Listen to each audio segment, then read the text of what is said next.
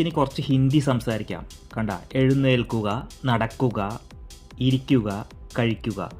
അതുപോലെ തന്നെ അതിൻ്റെ ഹിന്ദി എഴുന്നേൽക്കുക എന്നുള്ളതിൻ്റെ ഉഠ്ന, ചലന, ബൈഠ്ന, ഖാന. ഇവിടെ നമുക്ക് കുട്ടികളോട് സംസാരിക്കുമ്പോൾ റെസ്പെക്റ്റ് ഇല്ലാതെ നമ്മുടെക്കാൾ താഴെയുള്ള ആളുകളോട് സംസാരിക്കുമ്പോൾ എഴുന്നേൽക്കൂ, ഈ കായ ഉണ്ടല്ലോ, ഈ കാ നമുക്ക് കളഞ്ഞു കഴിഞ്ഞാൽ നമുക്ക് അങ്ങനെ സംസാരിക്കാം. എഴുന്നേൽക്കൂ, നടക്കൂ, ഇരിക്കൂ, കഴിക്കൂ. അതുപോലെ തന്നെയാണ് നമുക്ക് ഹിന്ദിയിലും. ഉഠ്, ചൽ, ബൈഠ്, ഖാ. ഇവിടുത്തെ നാ നമുക്ക് കളയാം. ഇവിടുത്തെ നാ കളഞ്ഞു കഴിഞ്ഞാൽ നമുക്ക് സിമ്പിളായിട്ട് ഹിന്ദി പറയാം. ഉഠ്, ചൽ, ബൈഠ്, ഖാ. ഇത് നമ്മൾ കുട്ടികളോടൊക്കെ സംസാരിക്കും.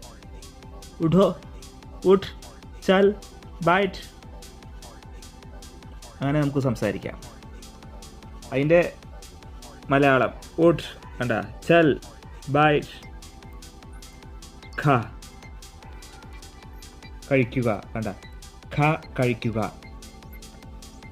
കഴിക്കുക, ഖ എന്ന് വെച്ചാൽ കഴിക്കൂ, ബൈഠ് ഇരിക്കൂ, ചൽ നടക്കൂ, ഉഠ്